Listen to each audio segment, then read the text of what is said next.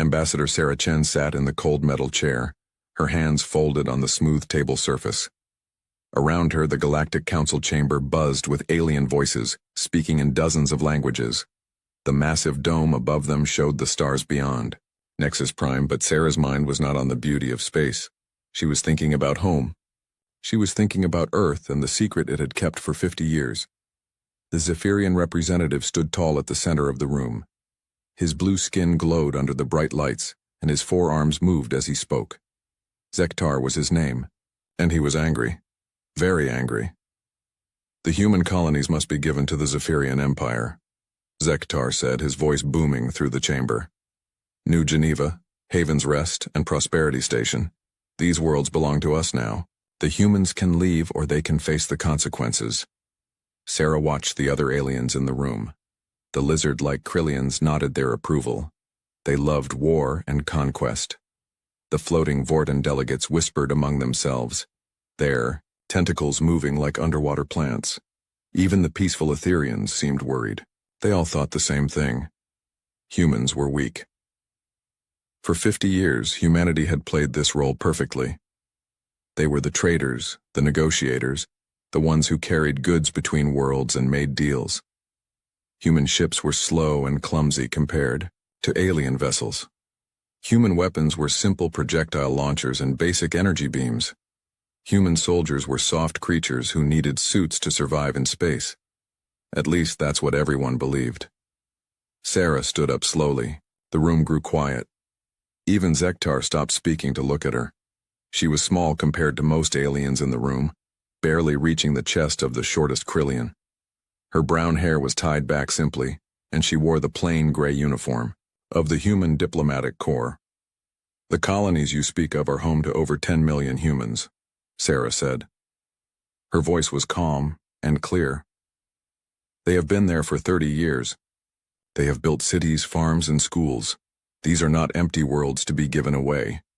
Zektar's forearms spread wide. Humans are weak, your ships are slow, your weapons are toys, you have no real military force. The Zephyrian Empire has 1,000 warships. What do humans have? Trading vessels and cargo haulers. Laughter filled the chamber. The Krillians slammed their clawed hands on their tables. The Vorthons made clicking sounds that passed for amusement in their culture. Even some of the smaller species that usually stayed quiet were chuckling. Sarah smiled. It was a small, sad smile that none of the aliens understood. If only they knew what was hidden in the cargo holds of those trading vessels. If only they knew what those slow human ships really were underneath their false hulls.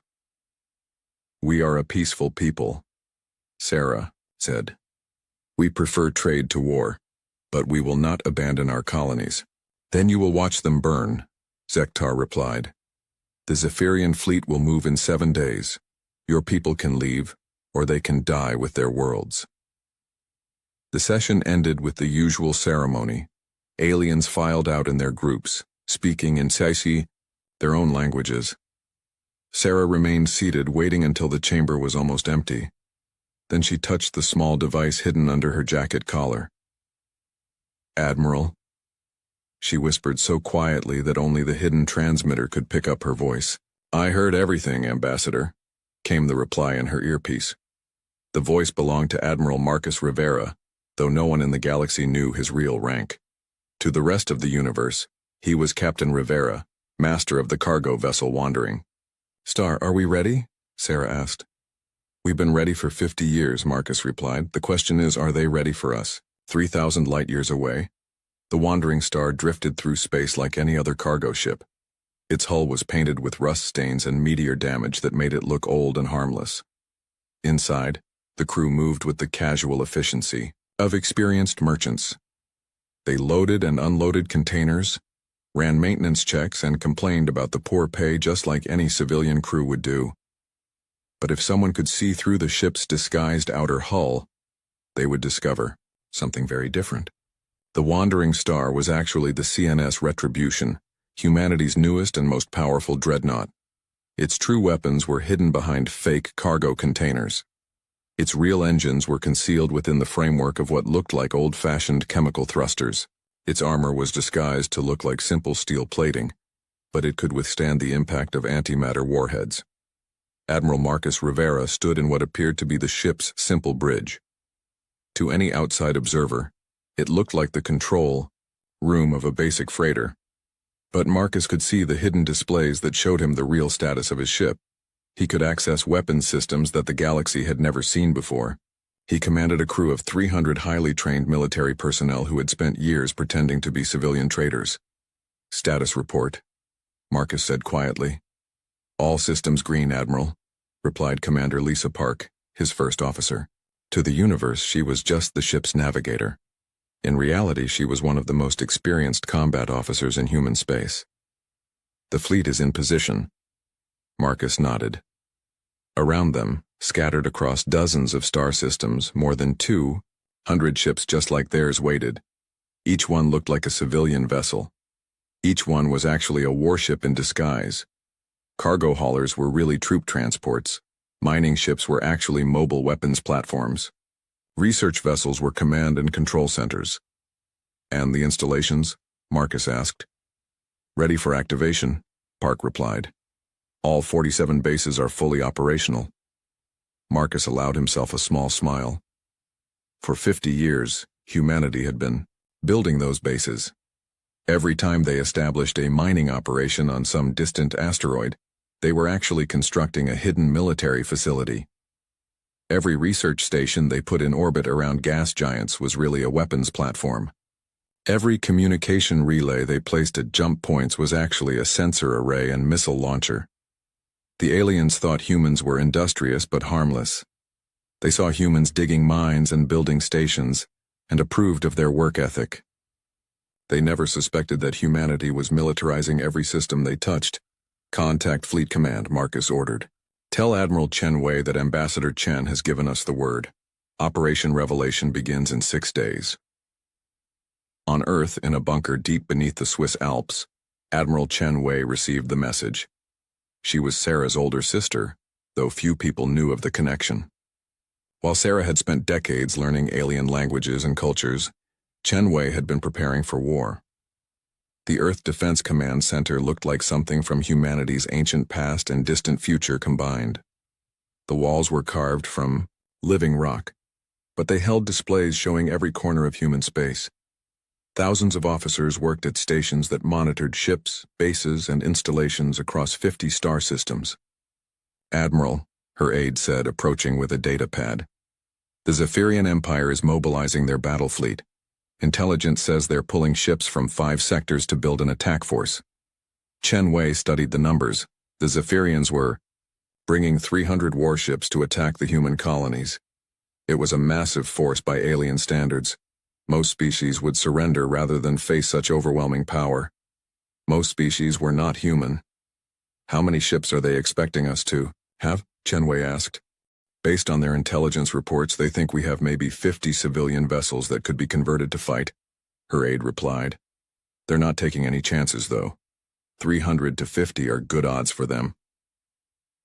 Chen Wei walked to the main display screen.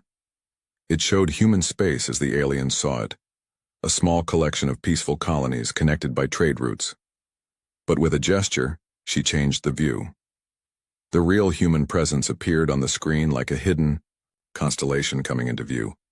The truth was staggering. Humanity had not just 50 ships. They had over 800 fully operational warships hidden throughout the galaxy. They didn't just have 12 colonies. They had military installations in 47 star systems. They weren't just traders and miners. They were the largest military force the galaxy had ever seen, and no one knew it existed. "Begin Phase 1, Chen Wei ordered. "Send the activation codes to all sleeper installations. It's time to wake up the fleet." Across human space, the transformation began. On the mining station orbiting Kepler 442b, workers received coded messages that changed everything. The station's outer shell split apart like a flower opening, revealing the weapons and armor that had been hidden inside for 20 years. What had looked like a simple mining facility was actually a fortress capable of defending an entire star system. On the cargo ship Steady Progress, Captain Janet Torres looked at the message from Fleet Command and smiled. She had been hauling supplies between colonies for 15 years, watching alien ships ignore her completely. Now she pressed a hidden button on her command chair, and her ship began to change. The false outer hull peeled away in sections, revealing the sleek lines of a heavy cruiser. The fake cargo containers opened to show missile launchers and energy weapons. The civilian crew quarters folded back to reveal marine barracks and fighter bays. In 10 minutes, the steady progress had become the CNS Retribution's hammer, a ship capable of destroying anything in its path. The same transformation happened on 200 ships throughout the galaxy. Freighters became destroyers, mining vessels became battle cruisers. Research ships became carriers launching squadrons of fighters that had been disguised as survey drones. But the ships were only part of humanity's secret. The real surprise was what they had built on the ground. On the human colony of New Geneva, the first world the Zephyrians planned to attack, Governor Patricia Walsh stood in her office looking out at the city below. It looked peaceful enough: houses, schools, farms, and the spaceport where civilian ships landed daily. But Patricia knew what lay beneath. Every human colony had been built with defense in mind. The beautiful parks were actually camouflaged missile sites. The pleasant residential districts had underground bunker networks that could shelter the entire population. The power plants were designed to overload and create massive electromagnetic pulses that would disable enemy ships. Even the farms were part of the defense system, growing food that could last for years under siege. "Governor," her aide said, entering the office, "we've received the activation order from Fleet Command." "Good," Patricia replied. "Signal all department heads. Tell them it's time for the citizens to learn what we've really been building here." The colonists had always known their worlds might be attacked someday. That's why every human citizen over the age of 16 had basic military training. That's why every city had hidden weapons storage. That's why every family had emergency plans that could put them in defensive positions within an hour. What the colonists didn't know was how extensive their defenses really were. They were about to find out. As word spread through the colonies, a different kind of transformation began. Civilian authorities revealed their military ranks. Teachers and farmers and shop owners opened hidden supply caches and put on uniforms. Children who had thought they were playing games during their emergency drills realized they had been learning real military procedures. The galaxy was about to discover that humanity's greatest deception had not been hiding their weapons or their ships. It had been hiding their nature. Every human was a potential soldier. Every colony was a fortress. Every peaceful trader was a warrior waiting for the signal to fight. In 6 days, the Zephyrian Empire would attack what they thought were defenseless human settlements. Instead, they would find themselves facing the largest and most prepared military force the galaxy had ever seen. But first, humanity had to finish waking up from 50 years of pretending to sleep. The deception of peace was ending. Soon, the galaxy would see what humans really were when they chose to stop hiding their true nature. The moment was coming when humanity would reveal their true military force. And when that happened, the galaxy would tremble in silence. The attack on New Geneva came exactly when the Zephyrians said it would.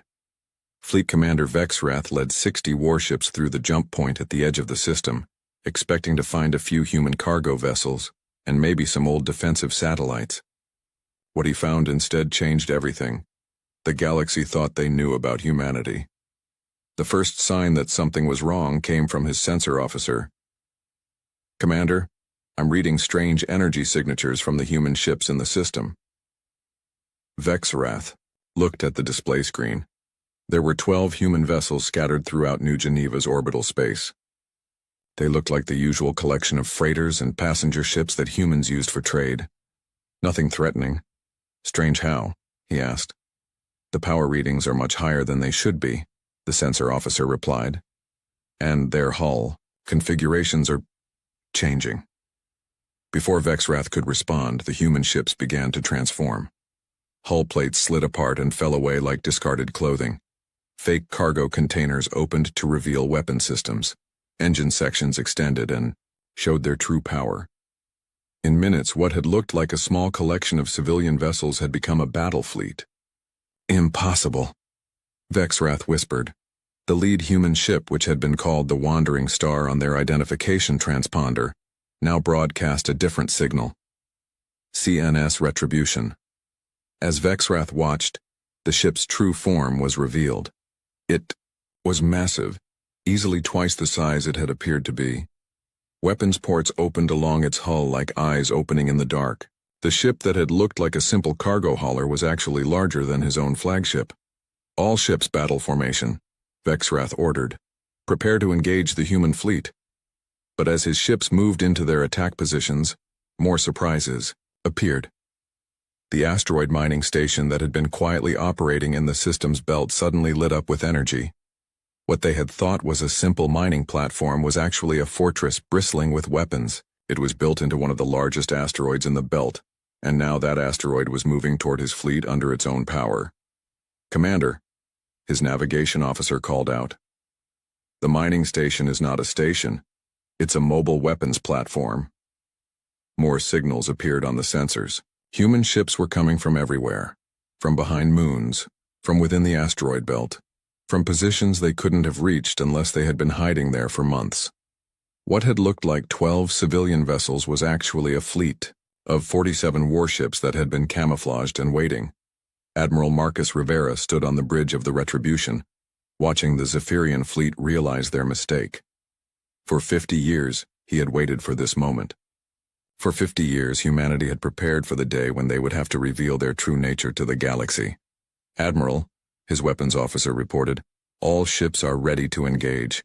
The Zephyrians have stopped advancing. I think they're trying to figure out what they're looking at." Marcus nodded. "Open a communication channel to the Zephyrian commander."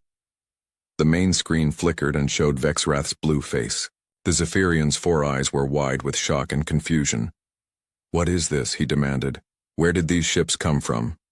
"The same place they've always been, Commander Vexrath," Marcus replied calmly. "You just weren't looking hard enough to see them." "This is impossible. Human ships are slow and weak. Your weapons are primitive." Marcus smiled. It was not a friendly expression. "You're about to learn that we've been lying to you for 50 years. Did you really think a species could spread across 50 star systems using cargo haulers and good intentions?" Before Vexrath could respond, Marcus gave the order that would change galactic history. "All ships, weapons free. Show them what humans really are." The battle that followed was unlike anything the galaxy had seen before. Human ships moved with a precision and coordination that seemed impossible. They used the gravity of planets and moons to slingshot themselves at incredible speeds. They hid behind asteroids and emerged at exactly the right moment to strike. They fought like predators that had been studying their prey for decades. The Zephyrian ships were built for straightforward combat, powerful weapons and heavy armor meeting in direct conflict. But the humans didn't fight that way. They struck from unexpected angles and disappeared before the Zephyrians could respond. They used the environment of the star system like a weapon, drawing enemy ships into asteroid fields where they could be trapped and destroyed. Commander Vexrath watched, his fleet being torn apart by tactics he didn't understand. "How are they moving like that?" he shouted at his tactical officer. "No ship can maneuver that way." But human ships could, because they had been designed by a species that had learned warfare on a world that tried to kill them every day. Earth had taught humans to use every advantage, to turn weakness into strength, to survive by being smarter and more adaptable than anything they faced. The Retribution demonstrated this perfectly. Instead of trading shots with Zephyrian battleships, it used its superior maneuverability to get behind them. Its weapons were not just energy beams and missiles. They were gravitational disruptors that could tear a ship apart from the inside out. They were quantum torpedoes that existed in several dimensions at once and couldn't be stopped by normal shields. In 30 minutes, the Zephyrian attack fleet was destroyed. 60 warships that had come to conquer a human colony were reduced to debris and emergency escape pods. Not a single human ship was lost, but the revelation at New Geneva was only the beginning. Across the galaxy, similar scenes were playing out. Every human mining operation revealed itself as a military base. Every research station powered up weapons that the galaxy had never seen before. The archaeological expedition in the Kepler sector became Forward Operating Base Kepler, a massive installation that had been disguised as ruins for 20 years. The most shocking revelation came at the neutron star called Charybdis. For 15 years, humans had maintained a research station in orbit around the collapsed star, claiming they were studying its unique properties. Alien scientists had thought it was a waste of time. Neutron stars were well understood, and the radiation around Charybdis made it dangerous to approach. Now the research station revealed its true nature. It was a weapons platform that used the neutron star's incredible gravitational field as a power source. When Zephyrian reinforcement fleets tried to jump through the Charybdis system, they found their ships caught in artificial gravity wells that could crush a battleship like an empty can. The weapons fired beams of concentrated gravitational force that could bend space-time itself. Dr. Elena Vasquez, the supposed head of the Charybdis research project, stood in the station's command center watching Zephyrian ships being pulled apart by forces they couldn't understand or escape. For 15 years she had published papers about neutron star physics while secretly building the most powerful weapon in known space. "Gravitational torpedo ready," her weapons officer reported. "Fire," Elena ordered. The torpedo was invisible to normal sensors. It was a bubble of twisted space-time that moved at nearly the speed of light. When it reached the Zephyrian flagship, it didn't explode in any conventional sense. Instead, it created a gravity well so intense that the ship was compressed into a sphere less than a meter across in the space of microseconds. The other Zephyrian ships fled immediately. News of the defeats spread through galactic communication networks faster than the battles themselves. Species that had dismissed humans as weak traders suddenly realized they had been sharing the galaxy with predators. The slow, human expansion across 50 star systems had not been the gradual spread of peaceful colonists. It had been a carefully planned military operation that had taken half a century to complete. On the Krillian homeworld, War Marshal Tekvar studied battle recordings with growing amazement and fear. The Krillians prided themselves on being the galaxy's greatest warriors. They had conquered dozens of systems through pure military might. But watching human tactics was like seeing a completely different approach to warfare. "They don't fight with honor," observed Sub-Marshal Kretok. "They use deception and trickery." Tekvar shook his massive reptilian head. "They fight to win. Honor is a luxury for species that can afford to lose battles. Humans cannot afford to lose, so they have learned to fight in ways we never considered." The recording showed human ships using asteroid fields like three-dimensional mazes, appearing and disappearing in ways that seemed to violate the laws of physics. They showed human weapons that worked on principles the galaxy's scientists didn't understand. Most disturbing of all, they showed a level of coordination between human forces that suggested they had been planning these battles for decades. "How long have they been preparing for this?" Kretok asked. "Since the day they joined the Galactic Council," Tekvar replied grimly. "Maybe longer. I think we have been studying the wrong species, Sub-Marshal. We thought the humans were sheep, but they are wolves. Very patient wolves." On Nexus Prime, the Galactic Council met in emergency session. Representatives from dozens of species filled the chamber, all talking at once in their various languages.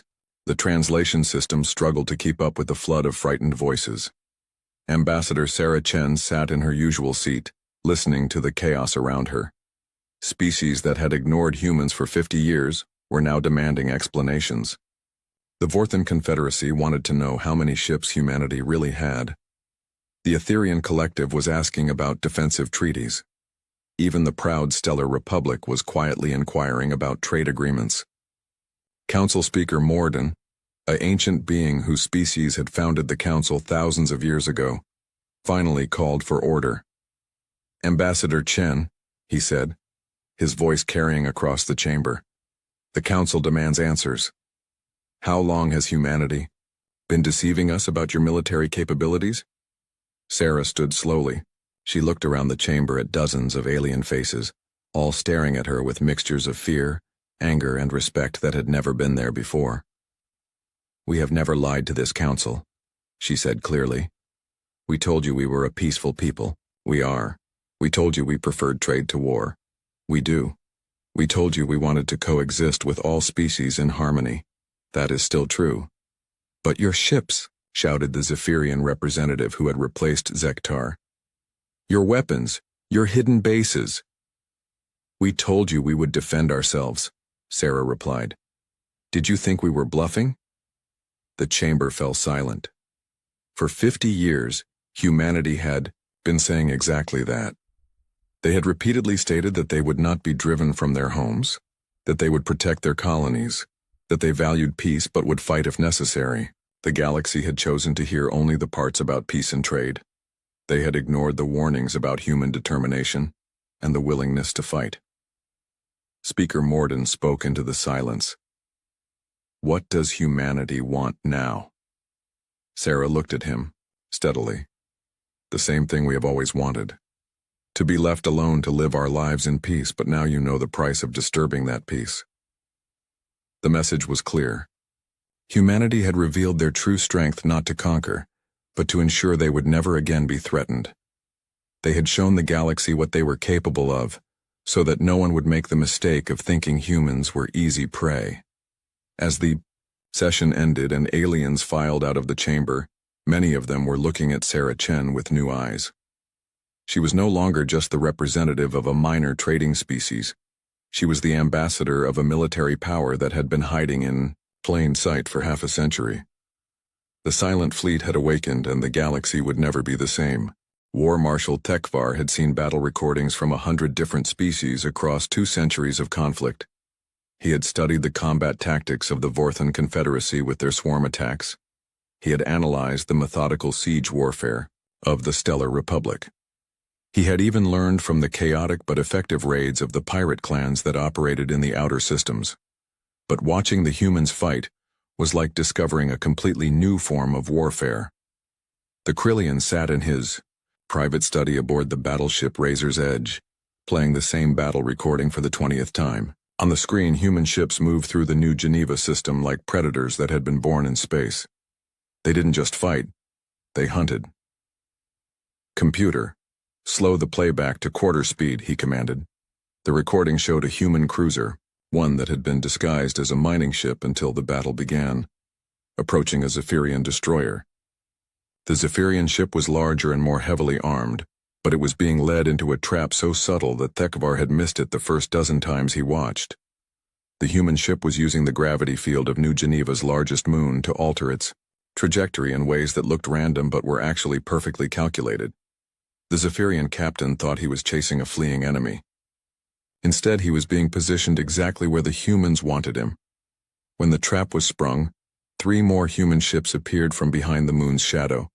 They had been waiting there, engines powered down, invisible to sensors. The Zephyrian destroyer was destroyed in seconds, caught in a crossfire it couldn't escape. Magnificent, Tekvar whispered. His aide, Sub-Marshal Kretok, looked up from his own study pad. Marshal, did you say something? The humans, Tekvar replied. Watch this recording, Kretok. Tell me what you see. The younger Krillian studied the screen as the recording played again. I see human ships using deception and ambush tactics. Dishonorable combat. Tekvar's scales clicked together in what passed for laughter among his species. You see with Krillian eyes, Sub-Marshal. We value direct confrontation, warrior against warrior. But look at the results. 4 human ships destroyed a Zephyrian destroyer with no losses. How many Krillian ships would we lose in the same engagement? Kretok considered this. Fighting with honor? Probably 2 ships lost, maybe 3 to achieve the same result. Exactly. Tekvar paused the recording and highlighted the tactical display. The humans do not fight for honor. They fight to win, and they are very, very good at winning. The War Marshal had requested every piece of battle data the Krillian intelligence services could gather. What he found painted a picture of human warfare that was both fascinating and terrifying. Humans didn't just defeat their enemies. They studied them, predicted their behavior, and turned their strengths into weaknesses. Look at this engagement in the Tau Ceti system, Tekvar said, bringing up another recording. The Zephyrians sent a fast attack squadron of 30 ships to strike a human supply convoy. Standard raid tactics. Hit hard and fast. Destroy the cargo vessels. Retreat before reinforcements arrive. The recording showed the Zephyrian ships dropping out of hyperspace in perfect formation.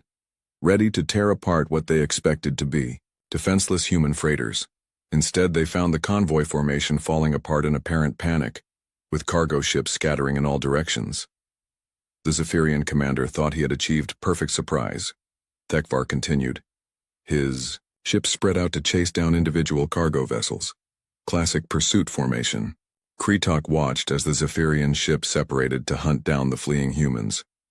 They fell for a trap.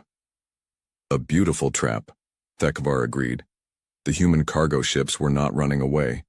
They were moving into predetermined positions.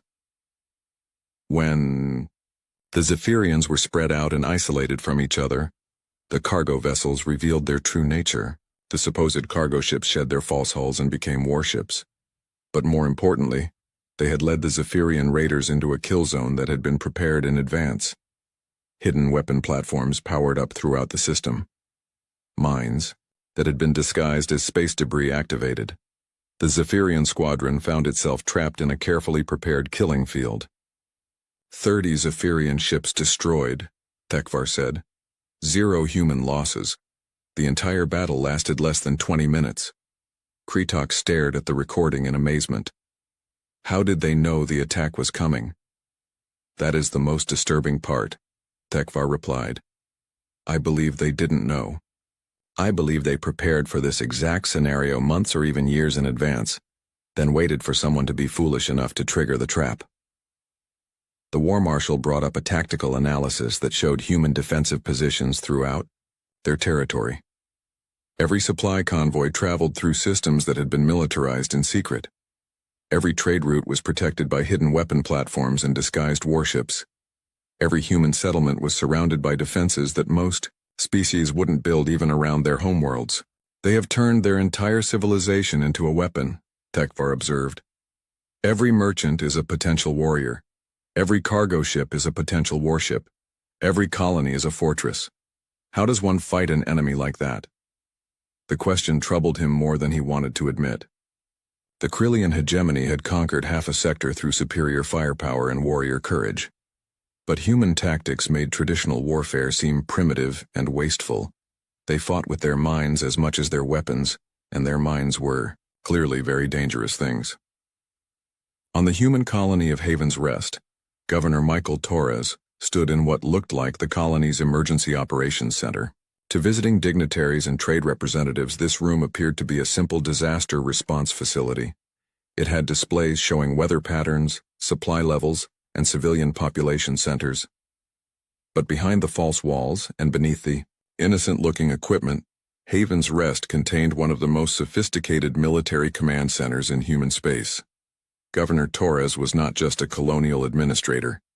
He was General Torres, a veteran of humanity's secret military expansion who had been planning the defense of Haven's Rest for 15 years. Sir, his communications officer reported, we're receiving surrender requests from Zephyrian military units across 3 systems. They're asking for terms. Torres studied the tactical displays that showed the real situation throughout the region. What had started as Zephyrian attacks on 3 human colonies had become a complete rout.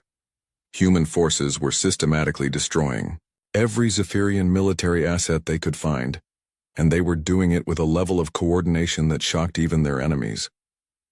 What kind of terms are they requesting? Torres asked. Full withdrawal from human space, recognition of human territorial claims, and... The communications officer paused. They're offering to share their military technology in exchange for a ceasefire. Torres almost smiled. Rejected. They attacked our civilians, they threatened our homes. The price for that is not technological data. It's complete surrender. The Zephyrians were learning what happened when you threatened humanity's children. Human parents did not negotiate with those who would harm their families. They eliminated the threat permanently. But Torres knew that military victory was only part of the message humanity was sending to the galaxy. The real lesson was in how they fought. Human warfare was not just about destroying enemies. It was about psychological impact. They wanted every potential aggressor to understand exactly what would happen if they chose to threaten human colonies. Sir, his tactical officer called out, the Zephyrian Reserve Fleet is requesting permission to retrieve survivors from their destroyed ships. Granted, Torres replied immediately. and make sure they get a clear view of our defenses when they come to collect their people. I want them to see exactly what they were fighting against. This was perhaps the most unsettling aspect of human warfare. Their mercy was as calculated as their violence. They allowed enemies to survive and escape, but only so those survivors could spread word of what human military forces were really capable of. Every rescued Zephyrian pilot would return home with stories of human ships that appeared from nowhere, of weapons that defied understanding, of defensive systems that turned entire star systems into fortresses. The psychological warfare was perhaps more effective than the physical destruction. Fear, Torres knew, was a weapon that never needed reloading. On Earth, Admiral Chen Wei monitored the battles from the Deep Space Command Center. The massive screens around her showed human forces engaging Zephyrian units across 12 star systems.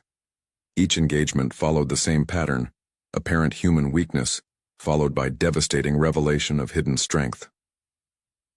Admiral, her intelligence chief reported, "We're receiving communications intercepts from Krillian, Vorthon, and Stellar Republic forces. They're all trying to analyze our tactics." "What are they concluding?" Chen Wei asked. "The Krillians are impressed but disturbed by our lack of honorable combat. The Vorthons are trying to calculate how many ships we really have. The Stellar Republic is quietly updating their diplomatic protocols regarding humanity." Chen Wei nodded. This was exactly what humanity had planned. The revelation of their true military capacity was not meant just to defeat the Zephyrians. It was meant to educate the entire galaxy about the price of threatening human interests. And the smaller species? The Etherian Collective has requested a formal defense alliance. The Kepler Federation is asking about trade agreements for human military technology. The Outer Rim Trading Company wants to hire human ships as convoy escorts. Perfect. The galaxy was learning that humans were not victims to be preyed upon. They were powerful allies to be courted, and dangerous enemies to be avoided. Admiral, her strategic planning officer, approached with a data pad. "We have a problem. The Zephyrian Empire is mobilizing their Grand Armada. Over 1,000 ships from 5 sectors. They're not surrendering. They're escalating." Chen Wei looked at the intelligence reports. The Zephyrian Empire's pride had been wounded by their defeats, and they were responding the only way they knew how, with overwhelming force. Every warship they could gather was being sent to crush humanity once and for all. "How long until they reach our space?" she asked. 72 hours, Admiral. They're coming directly for Earth." Chen Wei smiled. It was not a pleasant expression. Then they're going to learn the most important lesson about human warfare. We don't just hide our ships and bases from our enemies. We hide our homeworld's defenses too. She turned to her communications chief. "Send a message to all human forces throughout the galaxy. Tell them Operation Homecoming is now active. It's time to show the Zephyrians what Earth looks like when it stops pretending to be a peaceful world." The Zephyrians thought they were bringing overwhelming force to attack a lightly defended planet. They had no idea they were about to assault the most heavily fortified world in galactic history. Earth had been preparing for this moment since the day humanity first left their home system. The galaxy was about to witness the ultimate demonstration of human military art. And when it was over, no species would ever again mistake human patience for human weakness. Supreme Commander Zarthek stood on the command bridge of the massive battleship Infinite Glory, watching his fleet prepare for the final assault on Earth.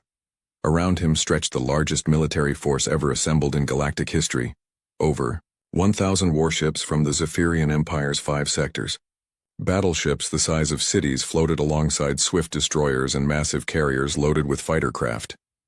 This was the Grand Armada, the pride of Zephyrian military might. No force in the galaxy could stand against it, certainly not the humans, despite their recent tricks and surprises. "Supreme Commander," his tactical officer reported, "all fleet units are in position at the edge of the Sol system. We are ready to begin the attack on the human homeworld."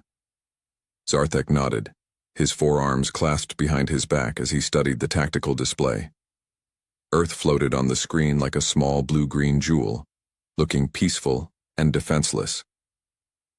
Few orbital stations surrounded it, along with what appeared to be a modest collection of human ships, maybe 50 vessels total, nothing that could threaten his Grand Armada. The humans' tricks will not save them here, he declared to his bridge crew. They may have hidden warships throughout their territory, but this is their homeworld. There is nowhere to hide, nowhere to run. Today we end the human problem forever. His communication officer spoke up. Supreme Commander, we are receiving a transmission from Earth. Put it on the main screen, Zarthek commanded. The display flickered and showed a human woman, in military uniform. She appeared to be middle-aged, with graying hair and calm eyes that showed no fear despite facing the largest fleet in galactic history. The nameplate on her uniform read, Admiral Chen Wei. Supreme Commander Zarthek, she said, in perfect Zephyrian. I am Admiral Chen Wei, Commander of Earth Defense Forces. You have brought an impressive fleet to our system. I have brought your destruction, human, Zarthek replied. Surrender now and we may allow some of your people to survive as slaves. Continue to resist, and we will burn your world to ash. Admiral Chen Wei smiled. It was a cold expression that made Zarthek uncomfortable for reasons he couldn't identify. Supreme Commander, before you begin your attack, I want to show you something. I think you should understand what you're really fighting against. Your words cannot change the outcome of this battle, Zarthek said dismissively. Words? No, probably not. But maybe a demonstration will help. Chen Wei gestured to someone off-screen. Computer, begin Earth Defense Network revelation sequence. On Zarthek's tactical display, new contacts began appearing throughout the Sol system. At first it was just a few additional ships powering up from what had looked like empty space. Then more contacts appeared. And more. What is this? Zarthek demanded of his sensor officer. Supreme Commander, I don't understand these readings. New ships are appearing everywhere. They were completely hidden from our sensors until now. The truth was staggering. What had looked like 50 human ships defending Earth was actually over 300 fully operational warships. They had been hiding using stealth technology that made them invisible to Zephyrian sensors. But that was only the beginning. The asteroid belt between Mars and Jupiter began to light up with energy signatures. What the Zephyrians had assumed were ordinary chunks of rock were actually massive weapons platforms, each one the size of a moon and armed with firepower that dwarfed anything in Zarthek's fleet. Impossible, he whispered. But the revelations continued. The planet Mars itself began to change, its surface opening in dozens of locations to reveal missile silos and energy weapons. The supposedly dead world had been hollowed out and converted into a fortress. Even Jupiter's moons were showing energy signatures. They too had been militarized. Then the most shocking revelation came. Earth's moon began to split apart like an opening flower, revealing that it had been completely hollowed out and rebuilt. Inside was a construction facility the size of a planet, filled with ships under construction, manufacturing equipment, and weapons that the galaxy had never seen before. Dear ancestors, Zarthek breathed, the entire system is a fortress. Not just a fortress, Supreme Commander. Admiral Chen Wei's voice came from the screen. It's the most heavily defended system in galactic history. We've been preparing for this day since we first left Earth centuries ago. Every human who ever looked up at the stars knew that someday, someone would try to take our home from us. Zarthek's hands shook as he watched his tactical display fill with defensive installations. The humans hadn't just built normal defenses around their homeworld. They had turned the entire Sol system into a weapon.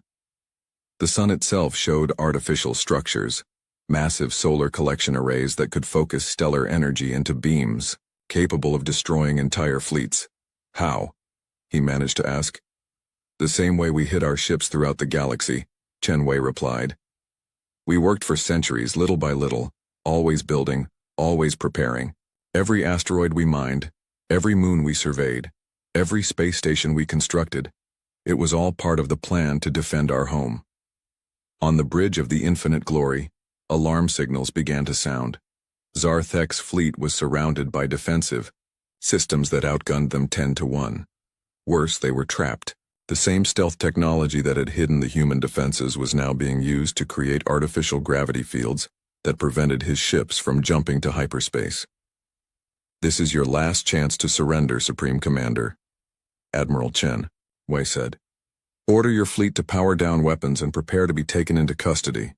Your people will be treated well as prisoners of war. Zarthek's pride flared. The Zephyrian Empire does not surrender to inferior species. All ships, attack formation, destroy the human homeworld. The battle that followed became known as the Sol Massacre, though historians would argue for centuries about whether it could properly be called a battle at all. Zarthek's 1,000-ship fleet attacked Earth with everything they had. Energy weapons that could crack continents, missiles that could shatter moons, fighter craft that swarmed like angry insects. None of it mattered. The human defenses activated, in sequence, revealing technologies that most species had thought impossible. The weaponized asteroids fired gravitational disruptors that crushed Zephyrian ships like tin cans. Mars launched missiles that existed in several dimensions at once and couldn't be intercepted by conventional defenses. The Moon Fortress unleashed swarms of drone fighters that moved too fast for organic pilots to follow. But the most devastating weapon was the one that came from Earth's sun itself. The solar collection arrays focused stellar energy into coherent beams that struck with the power of a star. Zephyrian battleships simply vanished when hit by the solar lances, converted instantly from matter to energy. Admiral Chen Wei watched the destruction from Earth's primary command center, deep beneath the planet's surface. The facility had been carved from living rock centuries ago, designed to coordinate the defense of humanity's birth world. Around her, thousands of officers monitored every aspect of the battle. "Ma'am," her tactical officer reported, "the Zephyrian fleet is down to 400 ships. They're trying to retreat, but the gravity anchors are holding them in place." Chen Wei studied the battle display. The Sol Defense Network was performing exactly as designed, systematically destroying an invasion fleet while taking minimal damage in return. But she took no pleasure in the slaughter. This wasn't about revenge, it was about sending a message to the entire galaxy. "Open a channel to all Zephyrian ships," she ordered. Her communication across all frequencies reached every surviving Zephyrian vessel. "This is Admiral Chen Wei. You attacked our colonies, you threatened our families. You came to our home with the intention of committing genocide against our people. Now you see the price of that decision." On the Infinite Glory, Supreme Commander Zarthek watched his mighty fleet being torn apart by defenses he couldn't understand or counter. Ships that had taken decades to build were being destroyed in seconds. The pride of Zephyrian civilization was burning in the void around Earth. "Supreme Commander," his communication officer reported, his voice shaking with fear. "We're receiving surrender requests from our own ships. Half the fleet is asking permission to abandon the attack." Zarthek looked at the tactical display. 2/3 of his Grand Armada was already destroyed, and the human defenses showed no signs of weakening. If anything, they seemed to be getting stronger as more weapon systems came online. "All ships," he broadcast on the fleet command frequency, "retreat to hyperspace jump points." "We cannot, Supreme Commander," his navigation officer replied. "The humans have created artificial gravity fields throughout the system. Our jump drives are being interfered with. They were trapped and being systematically destroyed by defenses that had been centuries in the making." Zarthek realized with growing horror that this had always been humanity's plan. They had never intended to meet threats in deep space. They had intended to lure their enemies to Earth, where they could be destroyed completely. "Supreme Commander," came Admiral Chen Wei's voice over the communication system, "I'm going to give you one more chance. Order your remaining ships to surrender and your people will live. Continue fighting and I will activate the final phase of Sol's defenses. You will not want to see what that involves." Zarthek looked around his bridge at the faces of his crew. They were all staring at him, waiting for his decision. These were warriors who had served the Zephyrian Empire faithfully for decades. They deserved better than to die in a hopeless battle against an enemy they had never truly understood. "All ships," he said quietly into his communicator, "power down weapons and prepare for surrender. The battle is over, but the defeat of the Grand Armada was not the end of humanity's demonstration." As Zephyrian ships powered down their weapons and prepared to surrender, Admiral Chen Wei activated one final system that had been hidden even from her own officers. Throughout human space, every star system that contained human colonies began to reveal additional defenses. What the galaxy had thought was humanity's full military strength had been only a fraction of their true capabilities. Hidden shipyards powered up and began launching new vessels. Secret research facilities revealed technologies that pushed the boundaries of known science. The message was clear. Humanity had not just prepared to defend Earth. They had prepared to defend every human world, every human station, every human ship. Any species that threatened one human colony would face the wrath of all humanity. As news of the Sol massacre spread through galactic communication networks, civilizations across known space realized that the balance of power had fundamentally changed. The species they had dismissed as harmless traders were actually the most powerful military force the galaxy had ever seen, and they had been hiding in plain sight for centuries, waiting patiently for someone to be foolish enough to threaten their families. The reckoning was complete. Humanity had revealed their true strength, and the galaxy would never be the same. The Galactic Council chamber had never been so quiet. Representatives from dozens of civilizations sat in stunned silence as holographic displays showed the aftermath of what historians were already calling the Sol massacre. Where the mighty, Zephyrian Grand Armada had once numbered over 1,000 ships, only scattered debris and emergency escape pods remained floating in Earth's orbital space. Ambassador Sarah Chen stood at the center of the chamber, but she was no longer the quiet diplomat who had sat through decades of meetings while other species made decisions about humanity's future. Everyone in the chamber now knew exactly who and what she represented. The small human woman in her simple gray uniform was the voice of the galaxy's apex predator. The Zephyrian Empire has formally surrendered, Sarah announced, her voice carrying clearly through the vast chamber. Their remaining military forces have been taken into custody, and their government has agreed to pay reparations to the human colonies they attacked. The war is over. Council Speaker Morden, ancient even by the standards of his long-lived species, spoke into the silence. Ambassador Chen, the Council requires answers. How long has humanity been deceiving us about your true nature? Sarah looked around the chamber at faces that had once dismissed her people as insignificant traders. We have never deceived anyone, Speaker Morden. We told you we were a peaceful people who preferred trade to war. That is still true. We told you we would defend ourselves if attacked. We have done exactly that. But your military strength, protested the Vorthan representative, his tentacles writhing with agitation. Your fleets, your weapons, your fortifications. How did you hide such power from us? We didn't hide it, Sarah replied calmly. You simply chose not to see it. Every time we established a colony, we told you we were building defenses. Every time we expanded our territory, we warned you that we would protect our people. Every time we negotiated a treaty, we included clauses about our right to self-defense. You heard what you wanted to hear and ignored the rest. War Marshal Thekvar of the Krillian hegemony leaned forward in his seat. His massive reptilian form dwarfed most other beings in the chamber, but his voice carried a new tone of respect when he spoke. Ambassador, the Krillian hegemony wishes to formally request military training exchanges with humanity. We have much to learn from your tactical innovations. Sarah nodded. The offer will be considered, but understand, Marshal, that human military doctrine is based on principles your people may find difficult to accept. We do not fight for glory or honor. We fight to win, to survive, and to protect our families. Everything else is secondary.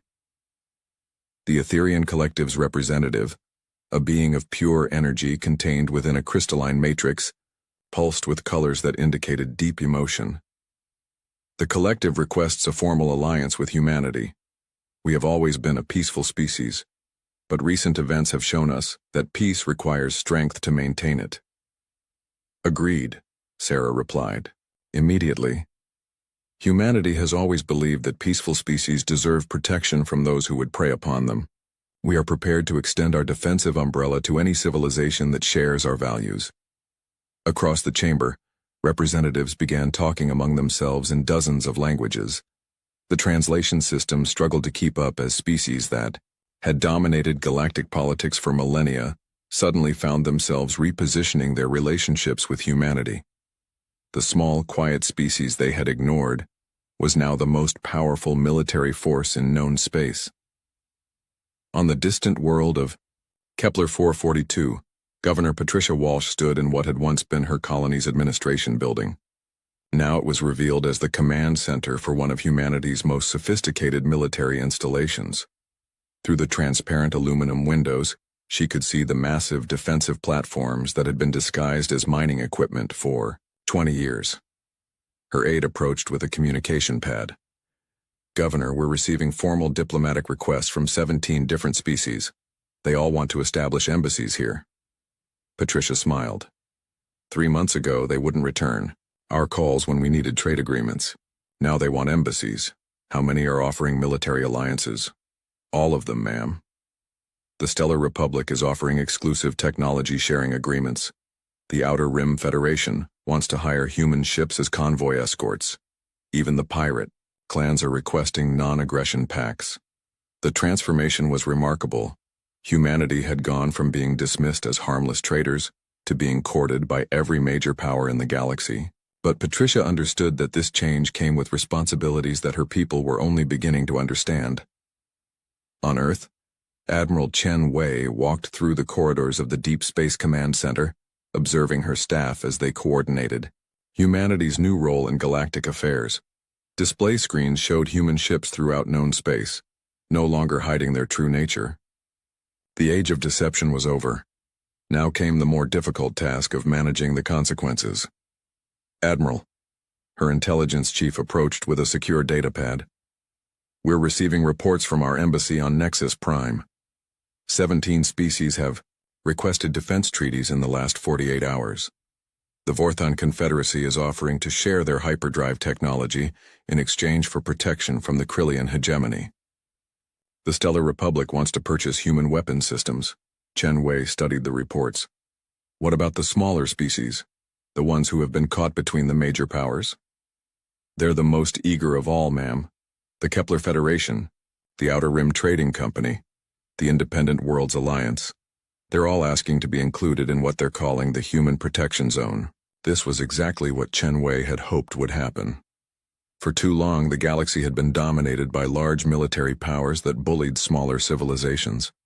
The revelation of humanity's true strength offered an opportunity to create a different kind of galactic order, one based on protection rather than predation. "Draft a proposal for the Galactic Council," she ordered. "A mutual defense agreement for any species that wants to join. Full protection from aggression in exchange for peaceful cooperation and respect for sentient rights." On the bridge of the ISO, Krillian battleship Razor's Edge, War Marshal Thekvar studied intelligence reports about human military capabilities with a mixture of admiration and concern. His species had always prided themselves on being the galaxy's greatest warriors. Now they were faced with the reality that they had been sharing space with predators far more dangerous than themselves. "Marshal," Submarshal Kretok approached, with a tactical analysis. "Our intelligence services have completed their evaluation of human combat effectiveness. The results are disturbing." Thekvar looked up from his datapad. "Disturbing how?" "Every engagement we've analyzed shows the same pattern. Humans don't just defeat their enemies, they completely outmaneuver them. Their tactical thinking is so far ahead of conventional warfare that most species can't even understand what they're doing until it's too late." The War Marshal nodded grimly. "What does the High Command recommend?" "Full alliance with humanity, Marshal.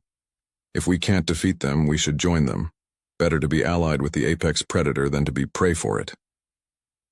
It was a hard truth for a proud warrior species to accept, but Thekvar had studied enough battle recordings to know it was the right decision.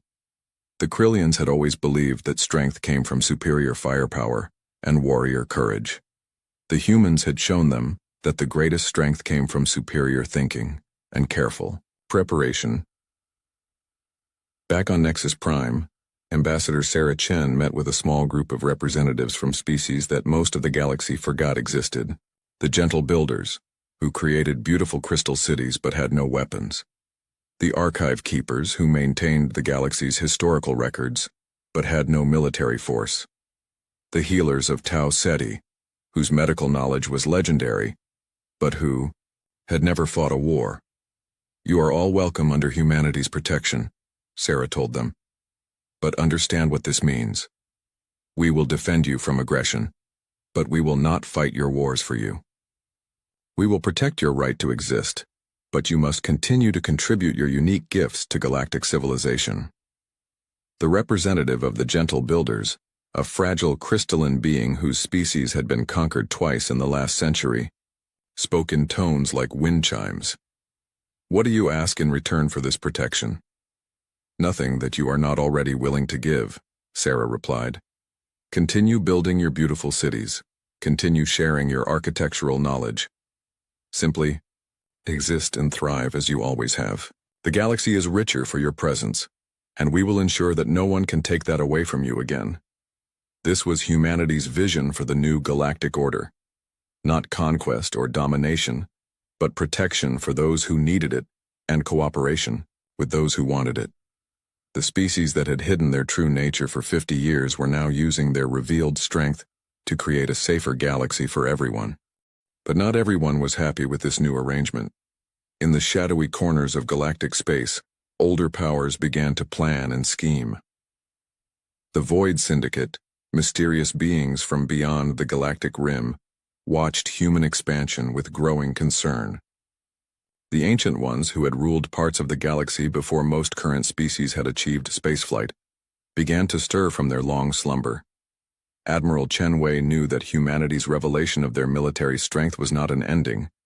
It was a beginning. There were threats in the galaxy that even humanity had not yet encountered, ancient powers that would not be impressed by human technology or tactics. The real test of human strength was yet to come. But for now, the galaxy was learning to live with a new reality. The quiet species from the small blue world had become the dominant military force in known space. They had achieved this not through conquest or aggression, but through patience, preparation, and the willingness to defend what they valued most. The moment when humans revealed their true military force had passed. The galaxy had trembled in silence as it realized what had been hiding among them all along. Now came the more difficult task of building a future where that strength could be used not for war but for peace. And in the depths of space, on ships that no longer needed to hide their true nature, human crews looked out at the stars with quiet satisfaction. They had kept their promise to their ancestors. Humanity would never again be helpless in the face of aggression. The children of Earth were finally free to explore the galaxy without fear, protected by the strength their parents had built in secret across the generations. The new galactic order had begun, and humanity stood ready to shepherd it toward a brighter future for all sentient beings. The massive viewing window of Earth's orbital command station displayed countless stars, but Captain James Walker's attention was fixed on something else entirely. The dark shape floating in the construction dock was unlike anything humanity had ever built before. Its hull seemed to drink in the light, making it hard to focus on any single part of the vessel. This was the HMS Nemesis, and as of today, it was his ship. "She's quite something, isn't she?" Admiral Thompson stepped up beside him, his weathered face reflecting in the reinforced glass. 10 years of research, 5 years of construction, and more dead alien scientists than I care to count. Walker nodded silently. He remembered the attacks well. Everyone did. First came the bright ones with their energy weapons, then the rock breakers with their asteroid drops. Each time, humanity had barely survived. But they'd learned. They'd studied every piece of wreckage, every captured ship, and every dead alien warrior. They'd taken that knowledge and built something new. "The AI core is online, Captain," a young technician announced from behind them. "Ghost is ready for integration with the command systems." Walker turned away from the window. Ghost was perhaps the most controversial part of the whole project. An artificial intelligence created from merged alien and human technologies, far more advanced than anything either species had developed alone. Some said it was too dangerous, But after the third invasion attempt, danger had become relative. The walk to the integration chamber took 10 minutes through sterile white corridors. Walker's new crew was already aboard the Nemesis. But this moment, the linking of ship and AI, had to be overseen by the captain personally. As he entered the chamber, blue lights pulsed along the walls, acknowledging his presence. "Hello, Captain Walker." A voice spoke from everywhere and nowhere at once. It wasn't masculine or feminine, but it carried weight and intelligence. "I am Ghost. Shall we begin?" "Proceed with integration," Walker commanded, and the room came alive with holographic displays. He watched as Ghost merged with the Nemesis's systems, spreading through the ship like water soaking into sand. Power readings fluctuated, stabilized, then rose to levels that would have been impossible just a few years ago. As Ghost settled into its new home, Walker's mind drifted back to the day everything changed. He had been a junior officer then, serving on a simple patrol vessel when the Bright Ones first appeared. Their ships had been beautiful, all crystalline spires and energy fields. They demanded Earth's surrender, citing humanity's aggression and potential for violence as justification for their protective custody. Earth had said no. The war that followed had cost millions of lives, but humanity had survived. They'd even managed to capture some of the Bright One's technology. But before they could properly study it, the rock breakers came. "Integration complete," Ghost announced, pulling Walker back to the present. "All systems are functioning at optimal levels. Would you like a demonstration?" Walker smiled. "Show me what you can do." The holographic displays shifted, showing views from every part of the massive warship. The Nemesis was over 2 kilometers long, but Ghost controlled every system with perfect precision. Weapons powered up and down, shield harmonics adjusted to countless scenarios, and the quantum fold drive hummed with barely contained power. "Engineering reports all systems green," Ghost reported. "The phase shield is operating within expected parameters, and the main weapon systems are ready for testing. However, Captain, I'm detecting something unusual at the edge of our sensor range." Walker's expression hardened. "Show me." The display shifted to a view of deep space, seemingly empty at first glance. But as Ghost enhanced and filtered the image, shapes began to emerge. Ships, hundreds of them, gathering just beyond Jupiter's orbit. "Multiple alien signatures detected," Ghost announced, "matching known profiles. Bright Ones, rock breakers, and 3 previously unknown species. They appear to be assembling a fleet." Admiral Thompson, who had been quietly observing, stepped forward. "How did they get so close without our other sensors detecting them?" "They're using some form of combined cloaking technology," Ghost explained. "However, my sensors are more advanced. They don't know we can see them." Walker studied the tactical display, his mind racing. The aliens had never worked together before. Their species were too different, too competitive. For them to join forces like this, they're planning something big, an invasion force. "Most likely," Ghost confirmed. "Based on their numbers and formation, I calculate a 94% probability of an imminent attack on Earth. They appear to be waiting for additional forces to arrive." Walker turned to Admiral Thompson. "Sir, request permission to take the Nemesis out early. We need to show them what they're dealing with." The Admiral was already nodding. "Granted. But Walker, remember what this ship can do. The Nemesis isn't just a warship. It's a planet killer. Use that power wisely." The next hour was a blur of activity as the crew made final preparations. Walker stood on his bridge for the first time, running his hand along the captain's chair. It was made of standard materials, but somehow it felt different. This wasn't just another command. This was the most powerful warship humanity had ever built. "All crew are aboard and at their stations," Ghost reported. "Engineering reports the quantum fold drive is charged and ready. Weapons and defensive systems are online. Awaiting your orders, Captain." Walker took his seat, feeling the subtle hum of the ship's power through the deck plates. "Ghost, show me our weapons range compared to the alien fleet's position." A tactical overlay appeared, showing the Nemesis's effective strike zone. It covered nearly half the solar system. The alien fleet was well within range. "Send a message to Earth Command," Walker ordered. Tell them the Nemesis is about to show the galaxy why they shouldn't have pushed us this far." "Message sent," Ghost confirmed. "Captain, I'm detecting increased activity in the alien fleet. They may have spotted us preparing to launch." Walker smiled grimly. "Good. Let them see us coming. Ghost, power up the main drives. Let's introduce ourselves." The Nemesis's engines ignited, pushing the massive ship away from its construction dock. Its dark hull seemed to ripple in the sunlight, the phase shield already active and ready. As they cleared Earth's immediate space, Walker could feel the anticipation building among his crew. "Sir," his tactical officer reported, "the alien fleet is breaking formation. They're moving to intercept us." "They're afraid," Ghost observed. "Their communication channels are filled with urgent messages. They recognize some of their own technology in our design." Walker leaned forward in his chair. "They should be afraid. They came to our home, tried to destroy us, and thought we wouldn't learn from it. Ghost, prepare the quantum fold drive. Let's show them exactly what humanity does with stolen technology." "Quantum fold drive spooling up," Ghost announced. Coordinates locked on the center of their formation. Phase shield at maximum power. All weapons systems armed and ready. The stars seemed to bend around the Nemesis as the quantum fold drive engaged.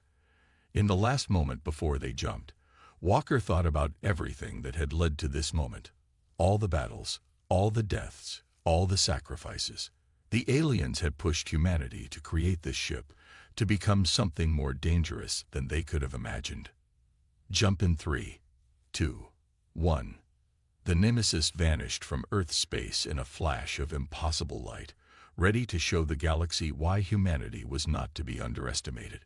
The ultimate warship was about to earn its reputation, and the aliens were about to learn why Nemesis was named after the goddess of revenge. The Nemesis burst into existence in the middle of the alien fleet, its dark hull reflecting the light of distant stars. For a moment, everything was still. The alien ships, caught completely off guard, hung motionless in space. Their formation, once tight and organized, now seemed to freeze like prey animals spotting a predator. "Multiple weapons locks detected," Ghost announced calmly. "Enemy ships are powering up their main guns. They appear to be using different weapon types: energy beams, plasma torpedoes, and matter disruptors." Walker stood from his captain's chair, watching the massive view screen as hundreds of alien vessels moved to surround them. "Let them fire first. I want them to see what they're dealing with." The first shot came from a Bright One vessel, its crystalline hull glowing with stored energy. A beam of pure white light struck the Nemesis's phase shield. Instead of exploding or being deflected, the beam simply vanished. "Phase shield absorbing enemy fire," Ghost reported. "Power levels rising. Shall I demonstrate the redirect capability?" Walker nodded. "Show them what happens when they shoot at us." The absorbed energy coursed through the Nemesis's systems, guided by Ghost's precise control. Then, in a display that made several alien ships back away, the energy beam shot back out, not as a single beam, but as dozens of smaller shots that struck multiple targets at once. 3 Bright One ships exploded instantly, their own weapon turning their crystal hulls into superheated shrapnel. The rest of the fleet responded with a full barrage, filling space with energy beams, torpedoes, and projectiles of all kinds. "The rock breakers are launching kinetic weapons," the tactical officer reported. Reading multiple asteroid fragments, accelerated to near-light speed. Walker watched calmly as the phase shield absorbed everything thrown at it. The Nemesis's hull rippled with stored energy, looking less like a solid object and more like a living shadow. "Ghost, analysis of their attack patterns." "They're testing our defenses systematically," Ghost replied. "Each species is using their most effective weapons. The phase shield is adapting to each new attack type. Power levels are now at 200% of normal capacity. One of the larger alien ships, belonging to a previously unknown species, moved forward. It was massive, nearly as large as the Nemesis itself. Its hull bristled with weapon ports, and it radiated enough power to destroy a small moon. "Incoming transmission," Ghost announced. "They're broadcasting on all frequencies. Put it through." A deep, rumbling voice filled the bridge. "Human vessel, you have violated sovereign space and demonstrated hostile intent. Your technology is recognized as stolen from multiple species. Surrender now, and your crew will be treated according to galactic law." Walker laughed, and the sound carried through the open channel. "Stolen technology. We didn't steal anything. We learned from every attack you launched against us. Every ship you sent to destroy us became a lesson. Now it's time for us to teach you something." He turned to his weapons officer. "Target their flagship. Low power, just enough to make a point."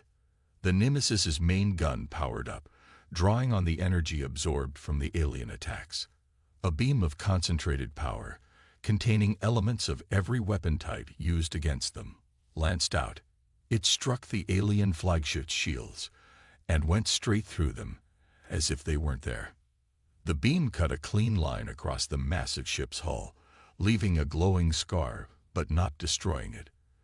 The message was clear. They could have cut the ship in half, but chose not to. By the void, the alien voice whispered, all arrogance gone. "What have you humans created?" "We created what you forced us to create," Walker replied. "The Nemesis isn't just a warship. It's our answer to every species that thought they could conquer Earth. Now you have two choices: retreat, or find out exactly what this ship can do at full power." The bridge crew watched as the alien ships began moving. Some turned to flee immediately, their engines flaring bright against the darkness. Others held position, weapons still trained on the Nemesis. "Multiple ships are sending out emergency signals," Ghost reported. "They're broadcasting warnings to their homeworlds." The phrase Deathbringer appears frequently in their transmissions.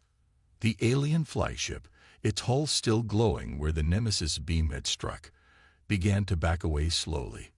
"This is not over, humans. You cannot be allowed to possess such power. The Council will." "The Council will do nothing," Walker cut them off. "Return to your worlds. Tell them what you saw here. Tell them that Earth is no longer an easy target. Tell them about the Deathbringer." More ships began to retreat, their formations breaking down into chaos. The Rockbreakers were the last to leave, their stone-like ships turning ponderously in space. "Sir," the tactical officer called out, "3 small craft are trying to scan us. They appear to be gathering technical data." Walker nodded to Ghost, who understood immediately. The phase shield pulsed once, sending out a wave of energy that fried the scanning equipment on the alien vessels. "No more studying our technology," Walker said into the still-open channel. "No more learning our weaknesses. From now on, humanity is done being your research project." The remaining ships finally began to retreat, leaving the Nemesis alone in the suddenly empty space. The crew let out a collective breath they hadn't realized they were holding. "Ghost, damage report." "No damage sustained," the AI replied, almost sounding pleased. The phase shield absorbed approximately 400 different weapon types. "Our database of defensive capabilities has been significantly expanded. Should we pursue the retreating vessels?" Walker shook his head. "No. Let them run. Let them spread the word. Computer, send all battle data to Earth Command. They'll want to know how the ship performed." As the crew began their post-battle procedures, Walker walked to the viewing window. The retreating alien ships were now just points of light in the distance, running back to their homeworlds with tales of humanity's new warship. "Captain," Ghost spoke quietly, "I'm detecting interesting patterns in the enemy communications. They're not just afraid of the ship's capabilities. They're afraid because we turned their own weapons against them. The psychological impact appears to be significant." Walker smiled grimly. "Good. Fear will keep them away from Earth better than any weapon." Set a course for home, Ghost. Our first test is complete. As the Nemesis prepared to jump back to Earth, Walker thought about what they had accomplished. In less than an hour, they had turned an invasion fleet into a retreat. The aliens had come expecting to find a primitive species with stolen technology. Instead, they had found humanity's answer to years of attacks and invasions. Quantum full drive charge, Ghost announced. Course laid in for Earth. Captain, the alien communications continue to use the term Deathbringer. Should I add this to my official designation? No need, Ghost, Walker replied. They'll come up with plenty of names for us, I'm sure. Just remember, we're not here to destroy. We're here to protect. The Nemesis vanished in another flash of light, leaving behind only stories and fear. In the coming days, those stories would spread across the galaxy, growing with each telling. The human warship that could not be harmed. The vessel that turned attacks back on their sources. The Deathbringer that appeared from nowhere and could not be fought. Humanity's ultimate warship had made its debut, and the galaxy would never be the same. 3 weeks after the Nemesis' first battle, Walker stood on his bridge watching a holographic display of the galaxy. Red dots marked the locations of alien worlds that had joined the newly formed coalition against Earth. There were more of them every day. Another transmission from the coalition, Captain, Ghost announced. They're offering terms. In exchange for the destruction of the Nemesis and all related research, they promise 100 years of peace. Walker watched as another red dot appeared on the map. They're still gathering their fleets. The peace offered is just to buy time. He turned to his crew. Ghost, show me their fleet movements. The hologram shifted, revealing streams of ships moving between the alien worlds. They were gathering resources, building weapons, preparing for what they thought would be the final battle against humanity's ultimate warship. Their biggest weakness is their fear, Ghost observed. Long-range sensors show multiple worlds activating planetary shields. They're afraid we might appear at any moment. Walker smiled. Then let's prove them right. Ghost, plot a course for the Rock Breaker's main shipyard. Time to show them nowhere is safe. The Nemesis's quantum full drive hummed to life, and the ship vanished from Earth space. When it reappeared, it was deep in alien territory, floating above a massive space station carved from an asteroid. Dozens of half-built warships hung in various stages of construction. Alarms blared across the shipyard as the Nemesis was spotted. The Rockbreakers, despite their usually slow and methodical nature, abandoned their work with surprising speed. Construction pods scattered like dust in the wind. They're sending out distress calls, Ghost reported. 5 battle fleets are changing course to intercept us. Estimated arrival time, 20 minutes. More than enough time, Walker said. Target their power core. Minimal power. We're here to send a message, not destroy them. The Nemesis's main gun fired a precise blast, cutting through the asteroid's outer shell and striking the power systems within. The entire shipyard went dark, its gravity fields failing. Construction equipment floating free in space. Message sent, Ghost confirmed. However, Captain, I'm detecting something interesting in their computer systems. Would you like me to access their network? Walker nodded, and Ghost reached out through space, slipping past alien firewalls as if they weren't there. Information flowed onto the bridge screens. Construction plans, fleet movements, and something more troubling. Sir, Ghost's voice carried an unusual note of concern. They're building something. Multiple somethings. They're trying to replicate our phase shield technology. Walker studied the technical readouts. Can they do it? No, Ghost replied. Their understanding is flawed, but their attempts could be dangerous. These designs, if they try to power these shields, they'll create unstable reactions. Entire ships could be torn apart. How many ships? Based on these production schedules, thousands. Walker's expression hardened. Send this data to Earth Command. The aliens are so desperate to match us, they're going to get their own people killed. He straightened in his chair. Ghost, prepare for another jump. Let's visit the bright ones next. The quantum fold drive engaged again, and the Nemesis appeared in orbit around a crystalline world that shone like a jewel in space. The bright one's homeworld was beautiful, its cities made of living crystal that grew towards the stars. Multiple defense platforms activating, Ghost reported. They're charging weapon systems. Wait, Captain, they're powering down. They're broadcasting on all frequencies. The voice that came through was musical, but filled with fear. Deathbringer, we acknowledge your power. Please, state your demands. No demands, Walker replied. Just a warning. We know about the coalition. We know about the ships you're building. Stop now, before you kill your own people with untested technology. There was a long pause before the response came. You know about the SHIELD project. We know everything, Walker said, letting the words hang in space. The Nemesis can appear anywhere, at any time. We can see everything you do. Ask yourselves, is trying to destroy us worth destroying yourselves? The Bright One's response was cut off by Ghost's urgent announcement. Captain, long-range sensors detecting multiple quantum fold signatures. The Coalition fleet we detected earlier has changed course. They're all jumping here. Walker smiled. Perfect. Ghost, power up the phase shield. Let's show them what happens when they corner us. Space lit up with hundreds of quantum fold flashes as ships appeared around them. It was the largest fleet the Nemesis had faced yet, vessels of every size and design, from dozens of species, all united in their fear of the human warship. They're surrounding us, Ghost observed. Three-dimensional attack formation. They've learned from the last battle. Their weapons are modified. They're trying to overwhelm the phase shield with too many different attack types at once. Walker stood from his captain's chair. They still don't understand. Ghost, initiate defense pattern echo. Show them what the Deathbringer can really do. The Nemesis's phase shield changed, its surface rippling like black water. As the alien fleet opened fire, something incredible happened. Instead of absorbing the attacks, the shield split them, creating a web of energy that connected all the attacking ships.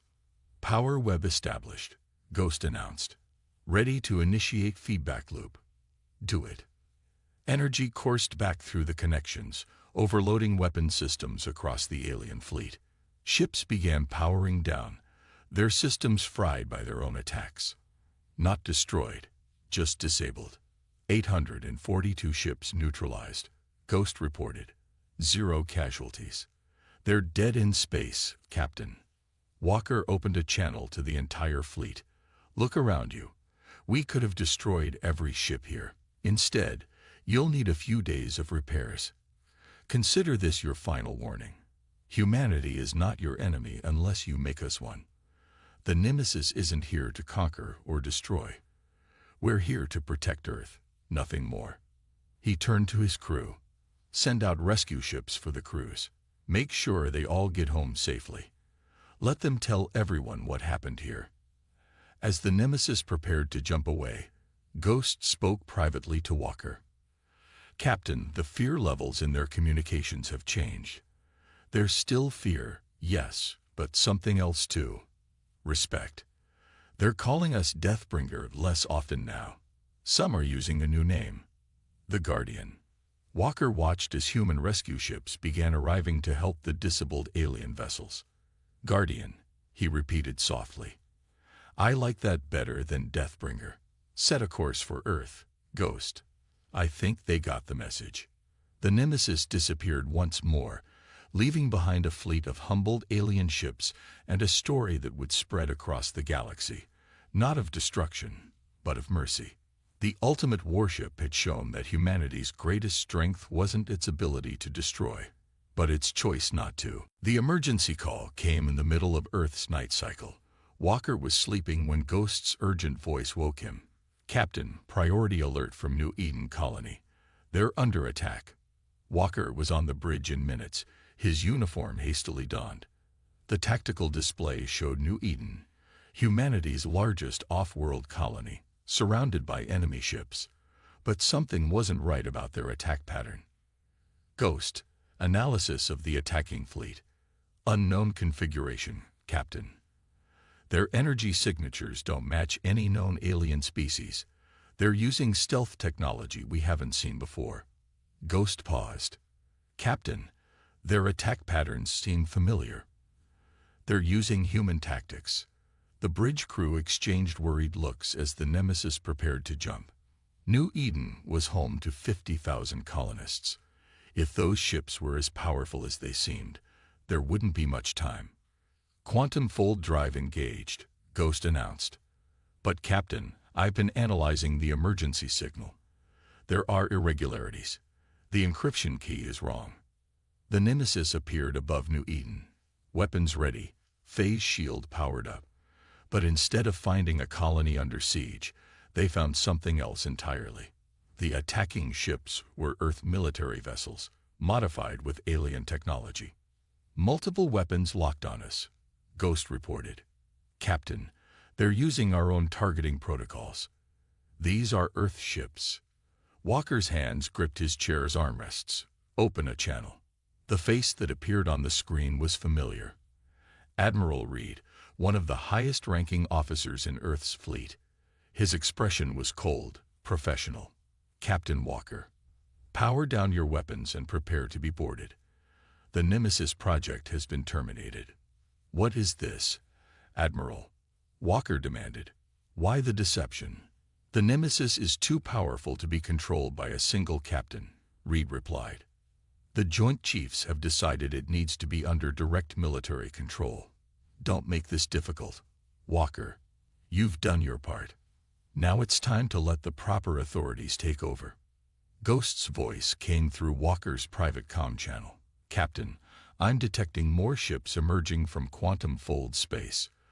They're using the same modified technology. This was a trap. Walker looked at his crew, saw the determination in their faces. They had all seen what the Nemesis could do in the wrong hands. Admiral, you're making a mistake. The Nemesis isn't just a weapon to be controlled. Ask Ghost what it thinks about your plan. Reed's face darkened. The AI is part of the problem. It's become too independent. We'll be installing a new, properly controlled system once. I'm afraid I can't allow that. Admiral, Ghost's voice cut through all channels. I've analyzed your tactical data. You're working with the alien coalition.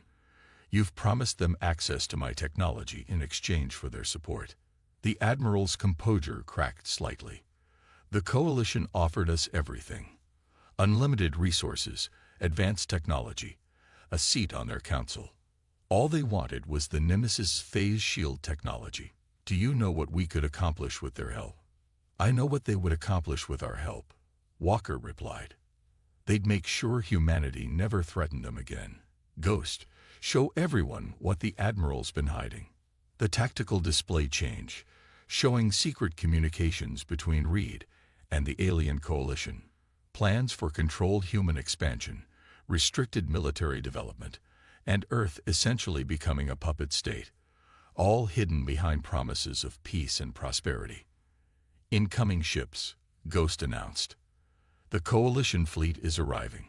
It seems the Admiral had backup plans. The space around New Eden filled with ships. Earth vessels loyal to Reed on one side, alien coalition ships on the other. The Nemesis floated between them, its dark hull seeming to absorb the light of New Eden's sun. Last chance, Walker, Reed warned. You're outnumbered 30-1. Even the Nemesis can't fight them all. Walker stood from his chair.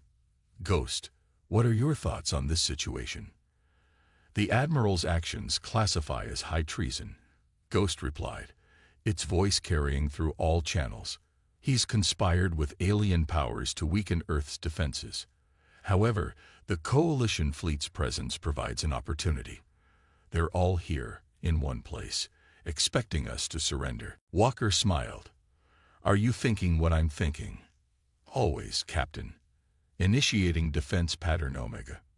The Nemesis's phase shield changed, expanding outward in a sphere of dark energy.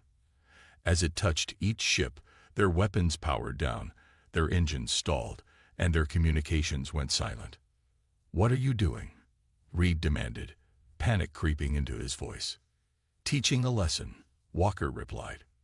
"Ghost, transmit the Admiral's secret communications to every ship in the fleet, Earth and alien alike. Let them all see what kind of deal he was making." The silence that followed was deafening. Ship after ship received the transmission, learning how Reed had planned to sell out humanity's future for his own power. The Admiral's face grew pale as he realized his plans were exposed. "Captain," Ghost reported, "I'm receiving messages from Earth vessels. They're standing down. The alien ships are. They're retreating. It seems they don't appreciate being used in human political games." Walker watched as the Coalition fleet began to disappear into quantum-fold space, leaving Reed's loyalist ships alone. "Admiral, I'm transmitting all evidence of your conspiracy to Earth Command. I suggest you prepare your defense." Reed's image vanished from the screen. His ships, their power restored by the Nemesis, began to turn away. Not retreating. Surrendering. "Ghost," Walker said quietly, "send a message to Earth Command. Tell them the Nemesis is not a weapon to be controlled or bargained away. We're not their attack dog or their bargaining chip. From now on, we work independently." "Message sent, Captain. And thank you for trusting me." Walker looked around at his crew, saw the pride in their faces. They weren't just operating a warship anymore. They were protecting humanity from its enemies, and sometimes from itself. "Plot a course, Ghost. There are plenty of other colonies that might need our help. Real help this time." The Nemesis disappeared into quantum-fold space, leaving behind a changed situation. The Admiral's conspiracy was exposed, the alien coalition was retreating, and throughout human space, people were beginning to understand. The ultimate warship wasn't just protecting them from alien threats, it was protecting their very freedom. And somewhere in the vast computer systems of the Nemesis, Ghost processed everything that had happened.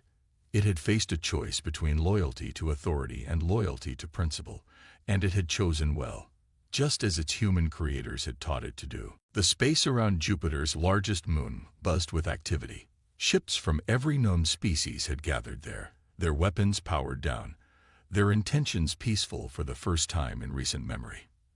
At the center of this historic gathering floated the Nemesis, its dark hull no longer seeming threatening, but protective. 3 months had passed since Admiral Reed's failed attempt to seize control of the ultimate warship. In that time, everything had changed. The exposure of his conspiracy had led to a complete reorganization of Earth's military command.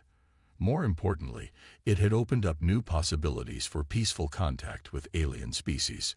"The last diplomatic vessel has arrived," Ghost announced to Walker. "The Rock Breakers Elder Council is ready to begin the talks."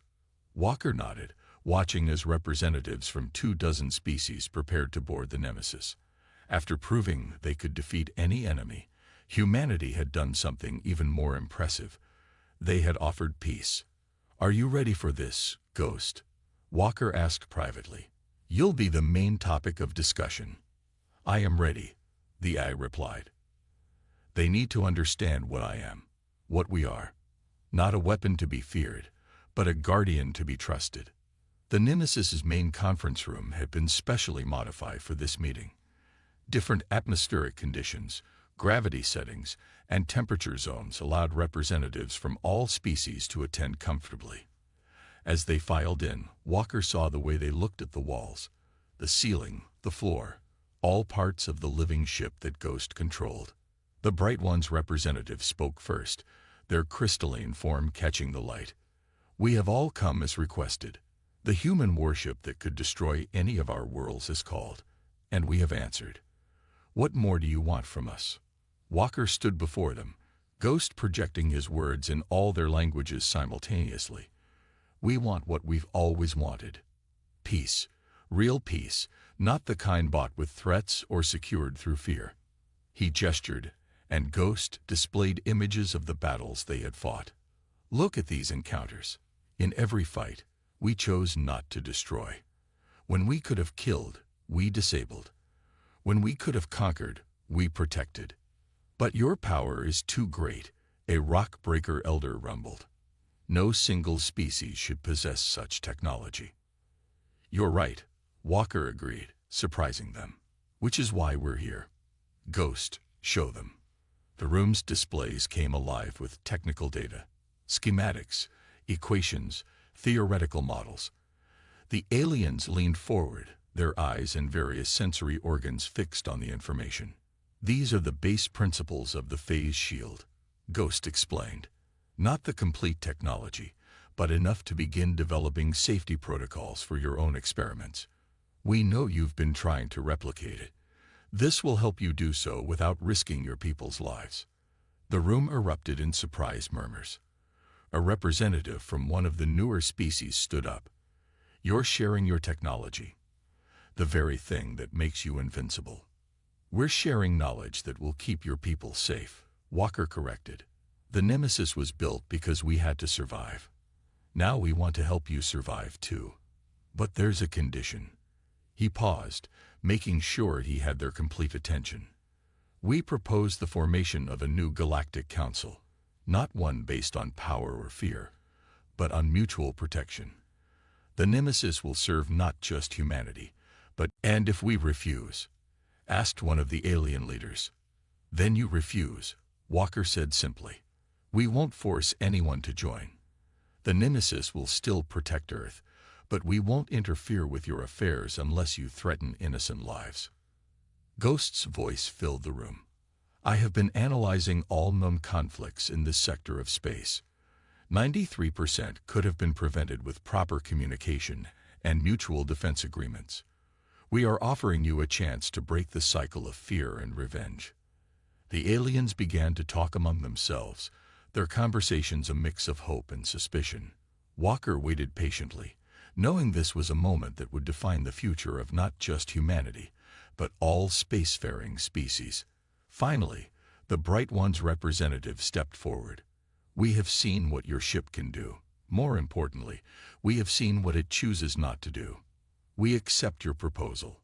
One by one, other representatives stood and agreed. Each one had seen the Nemesis in action, had witnessed its power and its restraint. They had feared it as the Deathbringer, then came to respect it as the Guardian. Now they were beginning to see it as something